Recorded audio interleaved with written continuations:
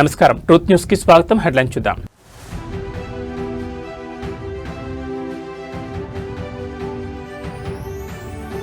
తెలంగాణ కొత్త గవర్నర్ గా శివప్రతాప్ శుక్లా, జిష్ణుదేవ్ వర్మ మహారాష్ట్రకు బదిలీ.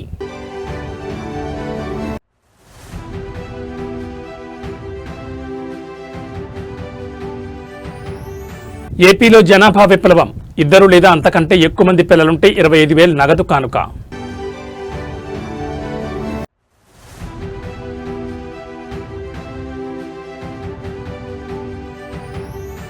అలిపిరి నుంచి కాలినడకన తిరుమలకు, భక్తి పారవస్యంలో దేవర బ్యూటీ జాన్వీ కపూర్.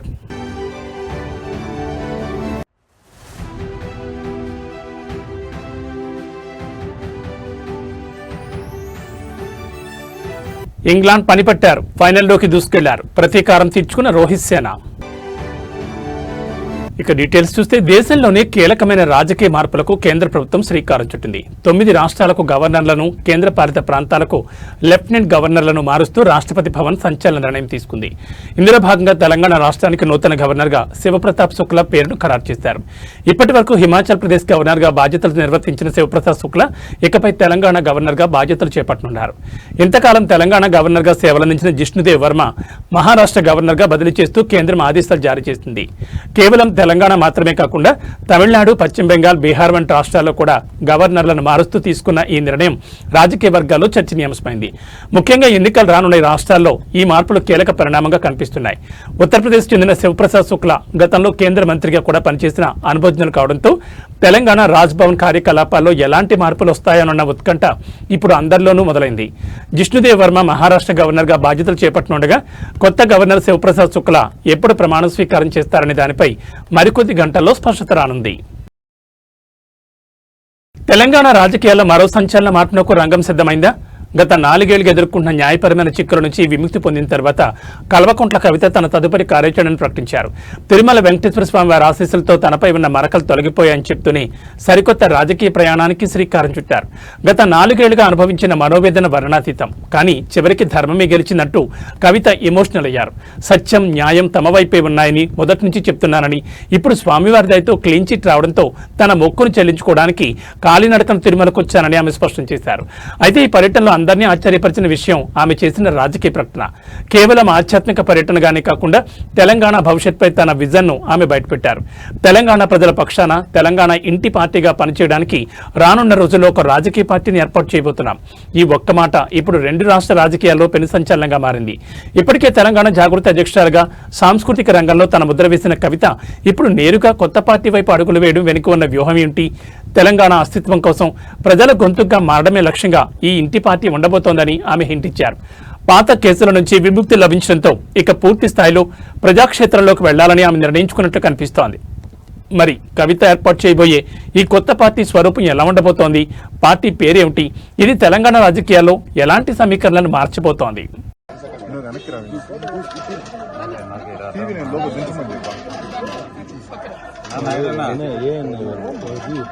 నీకు కావాలంటే తీసుకోకూడదు, నువ్వు పర్సనల్ అంటే మీడియా.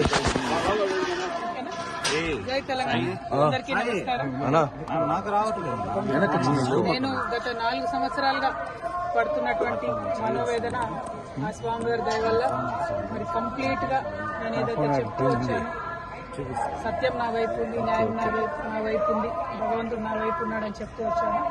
అదే నిజమని రుజువు చేస్తూ కంప్లీట్ గా కోర్టులో మరి క్లీన్ చీట్ రావడంతో స్వామివారికి కాలినడకన వచ్చి మొక్కు చెల్లించుకుంటానని అనుకున్నాను. దానికోసం ఇవాళ ఇక్కడికి రావడం జరిగింది.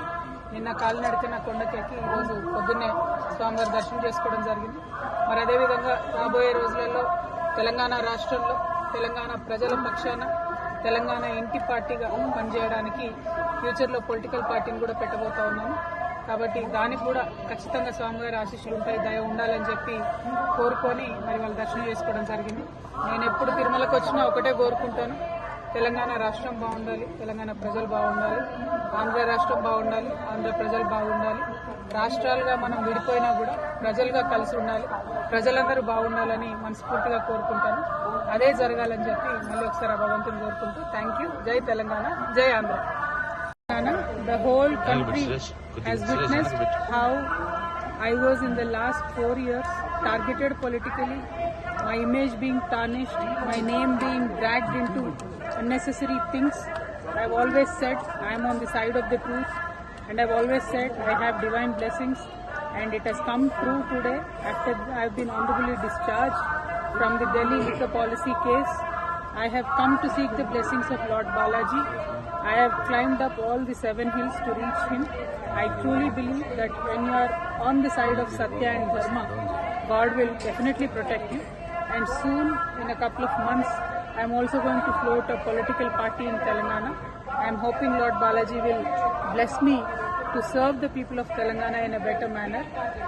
I would also like to seek the blessings of the people of the nation, because as a daughter of Telangana, I am making an effort to serve my people. But the entire nation has witnessed the way my name was tarnished and dragged into unnecessary things. So as a daughter of Telangana, I seek the blessings of the nation. Thank you. Jai Telangana. తెలంగాణలో అప్పుడే సూర్యుడి ప్రతాపం చూపిస్తున్నాడు. సాధారణంగా April May నెలలో ఉండే ఎండలు ఈసారి మార్చి మొదటి వారంలోనే జనాన్ని ఉక్కిరిబిక్కిరి చేస్తున్నాయి. హైదరాబాద్తో పాటు రాష్ట్ర వ్యాప్తంగా ఉష్ణోగ్రతలు అమాంతం పెరిగిపోవడంతో వాతావరణ శాఖ కీలక హెచ్చరికలు జారీ చేసింది. హైదరాబాద్లో నేడు గరిష్ట ఉష్ణోగ్రత 34 డిగ్రీల సెల్సియస్గా నమోదైనప్పటికీ రాష్ట్రంలోని పలు జిల్లాల్లో ఇది ఇప్పటికే 38 డిగ్రీల సెల్సియస్ నుంచి 40 డిగ్రీల సెల్సియస్కు చేరుకుంది. ఉత్తర మరియు మధ్య తెలంగాణ జిల్లాలో గరిష్ట ఉష్ణోగ్రతలు సాధారణం కంటే 2 నుంచి 3 డిగ్రీలు అధికంగా నమోదవుతున్నాయి. ఉత్తర భారత నుండి వీస్తున్న పొడిగాలుల వల్ల గాలిలో తేమ శాతం గణనీయంగా పడిపోయింది. ప్రస్తుతం హైదరాబాద్లో హ్యూమిడిటీ కేవలం 12% మాత్రమే ఉంది. ఖమ్మం, ములుగు, ఆదిలాబాద్ మరియు జగిత్యాల జిల్లాలో ఎండ తీవ్రత ఎక్కువగా ఉంది. ముఖ్యంగా ములుగు జిల్లా మంగపేటలో అత్యధికంగా 39 డిగ్రీల ఉష్ణోగ్రత నమోదైంది. రానున్న 48 గంటల్లో ఈ ఉష్ణోగ్రతలు 41 డిగ్రీల మార్కును కూడా దాటే అవకాశం ఉందని నిపుణులు హెచ్చరిస్తున్నారు. తీవ్రమైన ఎండల దృష్ట్యా మధ్యాహ్నం 12 గంటల నుంచి సాయంత్రం 4 గంటల వరకు అత్యవసరమైతే తప్ప బయటకు రావద్దని వాతావరణ శాఖ సూచిస్తోంది. ముఖ్యంగా వృద్ధులు, చిన్నారులు వడదెబ్బ తగలకుండా జాగ్రత్త వహించాలి. శరీరంలో నీటి శాతం తగ్గకుండా నిమ్మరసం, కొబ్బరి నీళ్లు, మజ్జిగ వంటి ద్రవ పదార్థాలు ఎక్కువగా తీసుకోవాలి. మార్చిలోని పరిస్థితి ఇలా ఉంటే ఇక రాబోయే ఏప్రిల్ మే నెలలో ఎండలు ఏ స్థాయిలో ఉంటాయోనని సామాన్యులు ఆందోళన చెందుతున్నారు. మార్చి 18 తర్వాత అకాల వర్షాలు కురిసే అవకాశం ఉందన్న అంచనాలు కొంత ఊరటనిచ్చినా అప్పటి వరకు ఈ భానుడి భగభగలు తప్పేలా కనిపించడం లేదు. జనాభా నియంత్రణ నుంచి జనాభా పెంపు వైపు తెలుగు రాష్ట్రాలు అడుగులు వేస్తున్నాయా? ఇప్పటి వరకు ఒక్కరు ముద్దు ఇద్దరు చాలు అన్న నినాదం వినిపించిన చోట ఇప్పుడు ముగ్గురుంటేనే మెరుగైన భవిష్యత్ అనే సరికొత్త వాదన వినిపిస్తోంది. ఈ క్రమంలోనే ఆంధ్రప్రదేశ్ ముఖ్యమంత్రి చంద్రబాబు నాయుడు అసెంబ్లీ వేదికగా ఒక సంచలన ప్రకటన చేశారు. 2 లేదా అంతకంటే ఎక్కువ మంది పిల్లలున్న తల్లిదండ్రులకు 25,000 ఆర్థిక సహాయం అందజేయనున్నట్లు వెల్లడించారు. ఇక్కడ ఒక విషయాన్ని గమనించాలి. ఈ 25,000 నగదు ప్రోత్సాహం పథకాన్ని ప్రకటించింది ఆంధ్రప్రదేశ్ ముఖ్యమంత్రి చంద్రబాబు నాయుడు. మార్చి 5, 2026న ఏపీ అసెంబ్లీలో ప్రవేశపెట్టిన డ్రాఫ్ట్ పాపులేషన్ మేనేజ్మెంట్ పాలసీలో భాగంగా ఈ ప్రతిపాదన చేశారు. తెలంగాణలో ప్రస్తుతం ఇటువంటి కొత్త పథకం అధికారికంగా ప్రకటించలేదు. 2వ లేదా 3వ సంతానం కలిగిన తల్లిదండ్రులకు డెలివరీ సమయంలోని 25,000 అందజేస్తారు. ఆ బిడ్డకు 5 ఏళ్ల వయసు వచ్చే వరకు నెలకు 1,000 రూపాయలు చొప్పున ఆర్థిక సహాయం, 18 ఏళ్ల వరకు ఆ బిడ్డకు పూర్తి ఉచిత విద్య అందించేలా ప్రణాళిక, ప్రభుత్వ ఉద్యోగులకైతే 3వ సంతానం కలిగే సమయంలో పితృత్వ సెలవులు కూడా మంజూరు చేయాలని యోచిస్తోంది. దక్షిణ భారతదేశంలో ముఖ్యంగా ఆంధ్రప్రదేశ్లో సంతానోత్పత్తి రేటు క్రమంగా పడిపోతోంది. ఇదే పరిస్థితి కొనసాగితే 2047 నాటికి రాష్ట్రంలో వృద్ధుల సంఖ్య పెరిగి యువశక్తి తగ్గిపోతుందని, జపాన్ వంటి దేశాలు ఎదుర్కొన్న సంక్షోభం ఇక్కడ కూడా వచ్చే ప్రమాదం ఉందని సీఎం ఆందోళన వ్యక్తం చేశారు. అందుకే ప్రజలను ఎక్కువ మంది పిల్లలను కనమని ప్రోత్సహించడానికి ఈ నిర్ణయం తీసుకున్నారు. ఈ పాలసీ మార్చి చివరి నాటికి తుది రూపు దాల్చి ఏప్రిల్ 1, 2026 నుంచి అమల్లోకి వచ్చే అవకాశం ఉంది. మరి ఏపీ బాటలోనే తెలంగాణ ప్రభుత్వం కూడా ఎలాంటి నిర్ణయం తీసుకుంటుందా అనేది వేచి చూడాలి. ఇప్పుడు మంది 1.5% TFR దాన్ని 2.1కి తీసుకెళ్ళాలి. ఛాలెంజ్ అంతా ఎకానమీ అభివృద్ధి అవుతా ఉంది. అభివృద్ధి అయినప్పుడు ఆటోమేటిక్గా డబ్బులు సంపాదించే విధానంలో పిల్లలు దొరుకునే పరిస్థితి వస్తూ ఉంది. దీనివల్ల చాలా దేశాలు ఇబ్బంది పడ్డాయి. అందుకే ఒక నూతనమైన విధానం కోసం ఈరోజు మేము ఆలోచించేది, ఈ 2వ బిడ్డ కానీ చైల్డ్ కానీ 2 కంటే అబౌవ్ ఎంతమంది వాళ్ళు ఇచ్చేస్తే డెలివరీ సమయంలోనే 25,000 రూపాయలు ఆ పేరెంట్స్కి డబ్బులు ఇస్తామని చెప్తున్నారు. ఇది ఒక పెద్ద గేమ్ చేంజర్గా తయారవుతుంది. దీన్ని మనం చేయగలిగితే చాలా వరకు ఉపయోగపడుతుంది.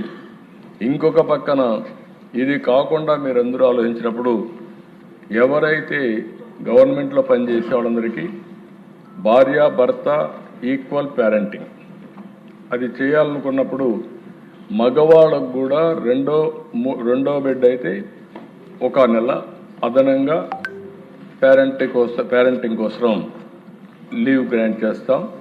అదే మరి 2వ బిడ్డ కన్నా 3వ బిడ్డ అయితే అనదర్గా 1 మంత్ 2 నెలలు ఇస్తాం.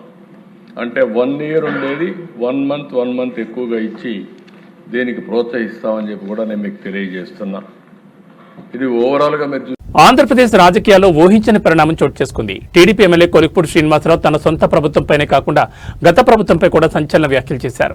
జగన్ ప్రభుత్వంలో నాపై ఒక్కరోజు కూడా దాడి జరగలేదు, నన్ను చంపడానికి ఎవరూ ప్రయత్నించలేదంటూ ఆయన చేసిన వ్యాఖ్యలు ఇప్పుడు రాష్ట్ర వ్యాప్తంగా చర్చకు దారితీస్తున్నాయి. అసలు కొలిక్పూడి ఇలా ఎందుకు అనాల్సి వచ్చింది? ఆయనకు సొంత పార్టీ నుంచే ముప్పు పొంచి ఉందా? ప్రస్తుత కూటమి ప్రభుత్వంలో తన ప్రాణాలకు రక్షణ లేదని, సొంత పార్టీ నేతలే తనను ఇబ్బంది పెడుతున్నారని కొలిక్పూడి ఆవేదన వ్యక్తం చేస్తున్నారు. గత వైసీపీ ప్రభుత్వ హయాంలో తాను తీవ్రమైన విమర్శలు చేసినప్పటికీ అప్పట్లో తనపై ఎలాంటి దాడులు జరగలేదని గుర్తు చేస్తూ ప్రస్తుత పరిస్థితిపై అసహనం వ్యక్తం చేశారు. తిరువూరు నియోజకవర్గంలో ఎంపీ కేసినేని చిన్నితో ప్రోటోకాల్ విషయంలో వస్తున్న విభేదాలే ఈ వ్యాఖ్యలకు ప్రధాన కారణమని రాజకీయ విశ్లేషకులు భావిస్తున్నారు.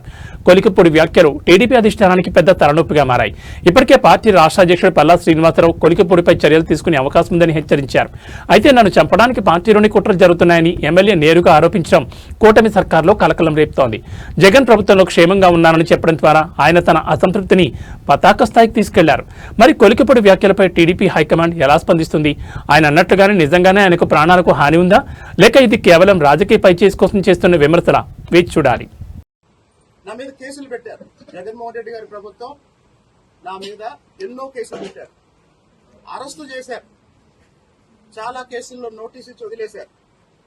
కొన్ని కేసులు ఇప్పుడిప్పుడే మంగళగిరి కోర్టులో కొట్టేస్తున్నారు. కానీ ఏ రోజు కూడా జగన్మోహన్ రెడ్డి ప్రభుత్వం నా మీద దాడి చేయలేదు, దాడి చేయడానికి ప్రయత్నం చేయలేదు, నన్ను చంపడానికి ప్రయత్నం చేయలేదు. కానీ మొన్న నెమలి కళ్యాణోత్సవంలో ఎప్పుడైతే నేను పట్టు వస్త్రాలు సమర్పించి ఇంటికి వచ్చానో, వచ్చిన తర్వాత నిఘా వర్గాల ద్వారా నాకు తెలిసింది ఏంటంటే, తెలిసిన సమాచారాన్ని బట్టి నేను అడిగే ప్రశ్నలు ఏంటంటే, దేవాలయానికి వెళ్ళిన తర్వాత అతిలోక సుందరి శ్రీదేవి తనయ బాలీవుడ్ సెన్సేషన్ జాన్వీ కపూర్ మరోసారి తన భక్తిని చాటుకున్నారు. షూటింగులతో ఎంతో బిజీగా ఉన్న తిరుమల శ్రీవారిని దర్శించుకోవడం ఆమెకు ఒక ఆనవాయితీ. నిన్న రాత్రి జాన్వీ కపూర్ అలిపిరి వద్ద ప్రత్యేక పూజలు నిర్వహించి కాలినడకన సప్తగిరులను అధిరోహించారు.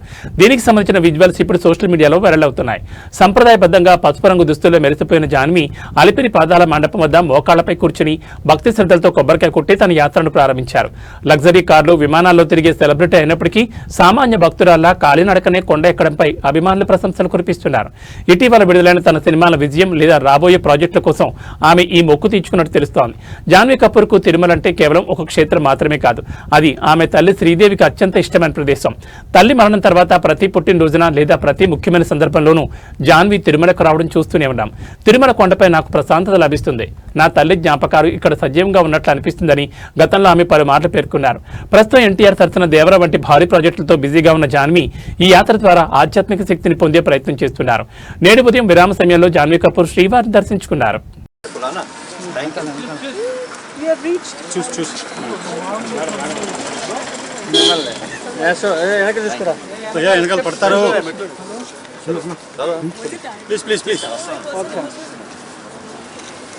అయ్యో వెనకాల స్టెప్ సార్. थैंक यू अन्ना. हो गया thank you Anna please request है अंबले అయిపోయింది లాస్ట్ అయిపోయింది. థ్యాంక్ యూ చెప్తురా అయిపోయింది అన్న. మీరే వచ్చేస్తున్నారు, మీరే వచ్చేస్తున్నారు. ఓ పట్టుకుంటే వెళ్ళిపోతాం మేము. ఆమె అర్థమన్నమంటాను, ఆమె అర్థమన్నమంటాను. పడతావయ్యా బాబు. 1 సెకండ్ మేడం, ఒక ఫోటో వచ్చేసి వెళ్ళిపోతాను మేడం. ఎందుకు ఇబ్బంది పడుతుంది పక్కన వెనకాల వచ్చే సాయి వెనకాల సైడ్కి రా. వెనకాల వస్తే తగులుకుంటారు, కాలు తగులుకుంటారు Sai.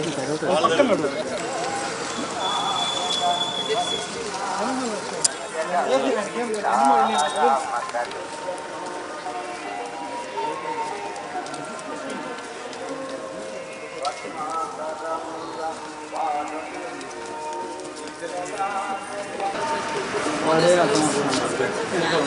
was on a red t-shirt.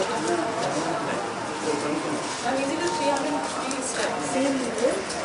And in the middle stop for సోదరా డౌన్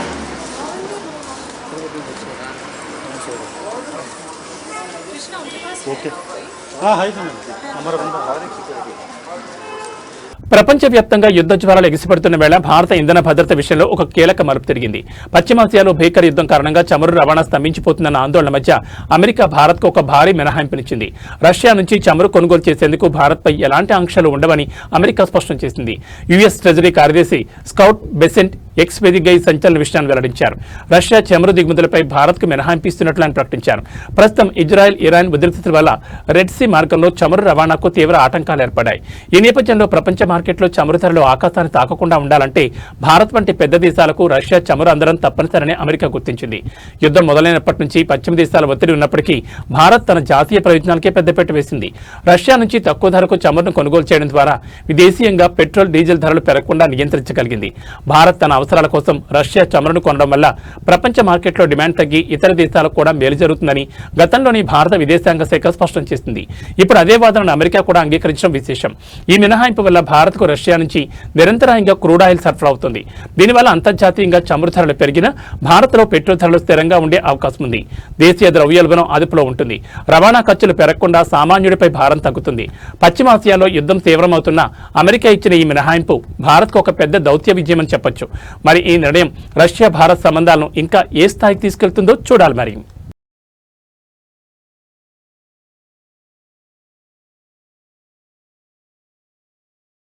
సాధారణంగా నిరసన అంటే పనులు ఆపేయడం, రోడ్ల మీదకు రావడం లేదా ధర్నాలు చేయడం చూస్తుంటాం. కానీ కేరళలోని ఆర్టీఓ కార్యాలయాల్లో ఉద్యోగులు ఒక వినూత్న నిరసన దిగారు. తమ డిమాండ్ సాధన కోసం పని ఆపేయడమే కాదు కదా, ఆఫీస్ వేళలు ముగిసిన తర్వాత కూడా అదనంగా పనిచేస్తూ ప్రభుత్వంపై ఒత్తిడి పెంచుతున్నారు. అసలు ఈ ఓవర్ టైం నిరసన వెనుక ఉన్న కారణాలేంటి, వారి డిమాండ్లేంటి? కేరళ రాష్ట్ర వ్యాప్తంగా ఉన్న ప్రాంతీయ రవాణా కార్యాలయాల్లో ఈ వెరైటీ సమ్మె కొనసాగుతోంది. మోటార్ వెహికల్ డిపార్ట్మెంట్లోని మినిస్టీరియల్ స్టాఫ్ ప్రమోషన్ అవకాశాలను ప్రభుత్వం తగ్గించిందని ఉద్యోగులు ఆరోపిస్తున్నారు. రిక్రూట్మెంట్ ప్రమోషన్లకు సంబంధించిన స్పెషల్ రూల్స్ లో ప్రభుత్వం చేసిన మార్పులు తమకు అన్యాయం చేస్తున్నాయని వారు వాదిస్తున్నారు. Kerala motor vehicle department staff association ఆధ్వర్యంలో ఈ నిరసన కార్యక్రమం జరుగుతోంది. పాలక్కాడ్కు చెందిన సీనియర్ క్లర్క్ సురేష్ కుమార్ ఈ నిరసనపై స్పందిస్తూ సాయంత్రం 5 గంటలకు ఆఫీస్ టైం ముగిసినా రాష్ట్ర వ్యాప్తంగా ఉన్న మా ఉద్యోగులందరం మరో 3 గంటల పాటు అదనంగా పనిచేస్తున్నాం. మా సమస్యలను ప్రభుత్వం గుర్తించి చేసిన తప్పులను సరిదిద్దుకుంటుందని భావిస్తున్నామని తెలిపారు. ప్రజలకు ఇబ్బంది కలగకుండా అదే సమయంలో తమ నిరసన ప్రభుత్వం దృష్టికి వెళ్లేలా ఈ మార్గాన్ని ఎంచుకున్నట్లు వారు చెబుతున్నారు. వివిధ రాష్ట్ర ప్రభుత్వ శాఖల్లో రిక్రూట్మెంట్, ప్రొబేషన్ మరియు ప్రమోషన్ల కోసం ప్రత్యేక నిబంధనలు సవరిస్తూ కేరళ సర్కార్ నిర్ణయం తీసుకుంది. దీనివల్ల కింది స్థాయి సిబ్బందికి అందాల్సిన పదోన్నతులు నిలిచిపోయే ప్రమాదం ఉందని, అర్హత ఉన్న వారికి అన్యాయం జరుగుతుందని ఉద్యోగ సంఘాలు ఆందోళన వ్యక్తం చేస్తున్నాయి. పని ఆపేసి సమ్మె చేసే కాలంలో పనిచేస్తూనే నిరసన తెలుపుతున్న కేరళ ఉద్యోగుల తీరు ఇప్పుడు దేశవ్యాప్తంగా చర్చనీయాంశమైంది. మరి ఈ ఓవర్ టైం నిరసన చూసైనా కేరళ ప్రభుత్వం దిగి వస్తుందా, వారి ప్రమోషన్ల విషయంలో సానుకూల నిర్ణయం తీసుకుంటుందా చూడాలి. మరి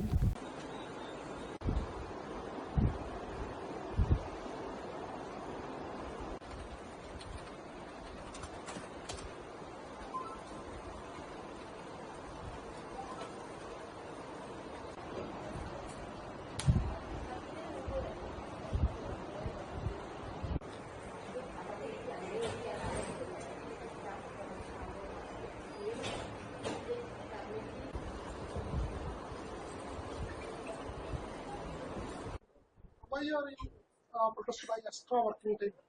Because in all our strike, we are doing pen down strike.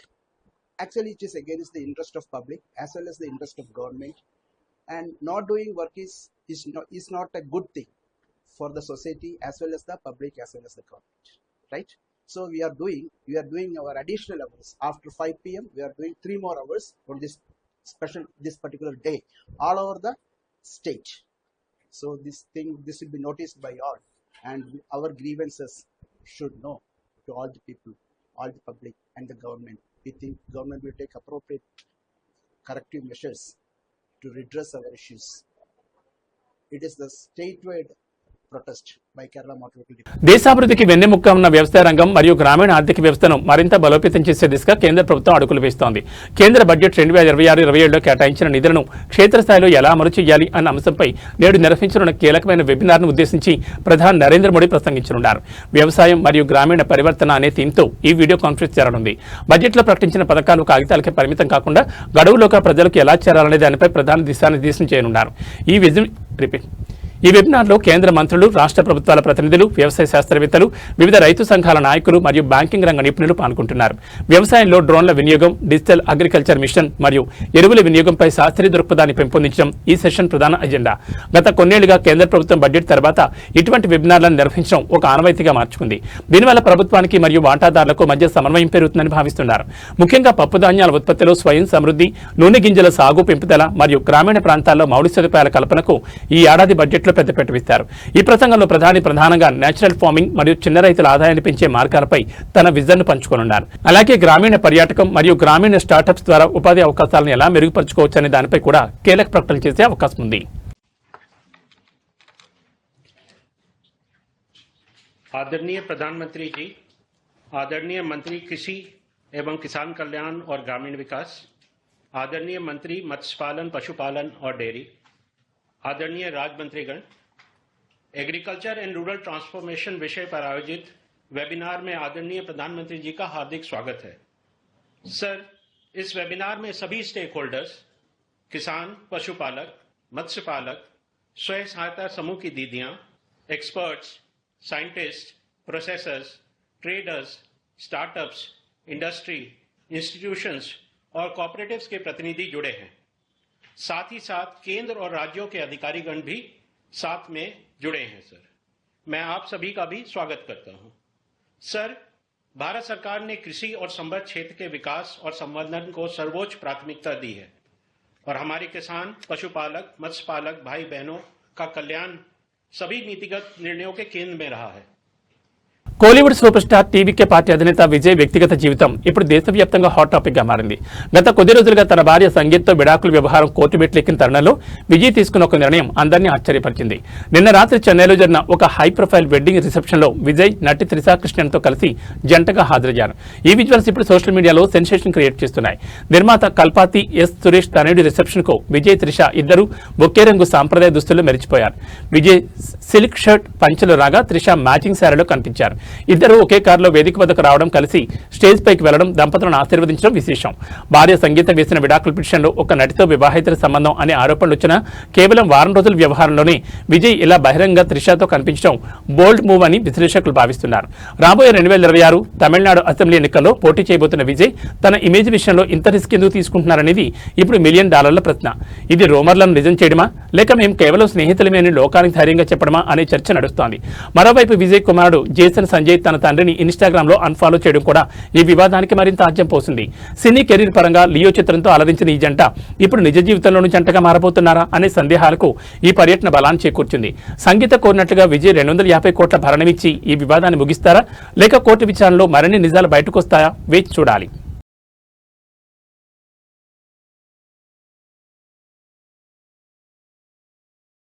యావత్ భారతావని ఎప్పుడెప్పుడా ఎదురుచూస్తున్న క్షణం వచ్చేసింది. T20 వరల్డ్ కప్ లో భారత్ అప్రతిహత జయత్రాత కొనసాగుతోంది. సెమీఫైనల్ పోర్లో డిపెండింగ్ ఛాంపియన్ ఇంగ్లాండ్ మట్టి కల్పించి గర్వంగా ఫైనల్లో అడుగుపెట్టింది టీమిండియా. ఆఖరి బంతి వరకు ఉత్కంఠభరితంగా సాగిన ఈ మ్యాచ్లో 7 పరుగుల తేడాతో గెలిచి ఇంగ్లీష్ జట్టుపై ప్రతీకారం తెచ్చుకుంది రోహిత్ సేన. గత వరల్డ్ కప్ సెమీస్ లో ఇంగ్లాండ్ చేతిలో ఎదురైన ఓటమికి భారత్ సరైన బదులిచ్చింది. టాస్ గెలిచి తొలుత బ్యాటింగ్ చేసిన భారత్ నిర్ణీత ఓవర్లలో పోరాడదగ్గ స్కోరును సాధించింది. కెప్టెన్ రోహిత్ శర్మ మెరుపు ఇన్నింగ్స్ జట్టుకు మంచి పునాది వేసింది. స్వల్ప లక్ష్యమే అయినప్పటికీ భారత బౌలర్లు కట్టుదిట్టమైన బంతులతో ఇంగ్లాండ్ బ్యాటర్లను కట్టడి చేశారు. ముఖ్యంగా డెత్ ఓవర్లలో బుమ్రా, హర్షదీప్ సింగ్ తమ స్పెల్స్ తో మ్యాచ్ ను మలుపు తిప్పారు. ఈ విజయంతో భారత్ ఇప్పుడు టైటిల్ పోరుకు సిద్ధమైంది. టోర్నీ ఆరంభం నుంచి ఓటమెరగకుండా దూసుకుపోతున్న టీమిండియా ఫైనల్లోనూ ఇదే జోరును కొనసాగించాలని అభిమానులు కోరుకుంటున్నారు. మా బౌలర్లు మరియు బ్యాటర్ల మధ్య అద్భుతమైన సమన్వయం ఉంది. ప్రతి ఒక్కరూ తమ బాధ్యతను సక్రమంగా నిర్వర్తించడం వల్లే ఈ విజయం సాధ్యమైందని మ్యాచ్ అనంతరం కెప్టెన్ రోహిత్ శర్మ వ్యాఖ్యానించారు. మరికొన్ని గంటల్లో జరగబోయే గ్రాండ్ ఫైనల్ కోసం దేశమంతా సిద్ధమవుతోంది. వరల్డ్ కప్ ట్రోఫీని భారత్ ముద్దాడుతుందా, చరిత్రను తిరగరాస్తుందా అనేది ఇప్పుడు $1 మిలియన్ ప్రశ్న.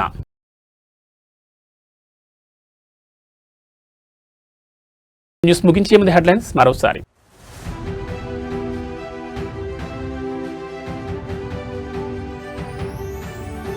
తెలంగాణ కొత్త గవర్నర్గా శివప్రతాప్ శుక్లా, జిష్ణుదేవ్ వర్మ మహారాష్ట్రకు బదిలీ.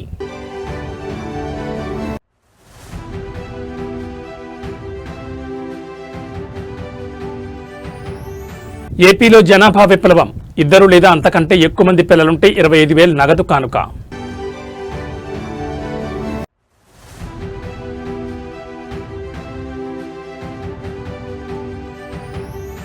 అలిపిరి నుంచి కాలినడకన తిరుమలకు, భక్తి పారవస్యంలో దేవర బ్యూటీ జాన్వీ కపూర్.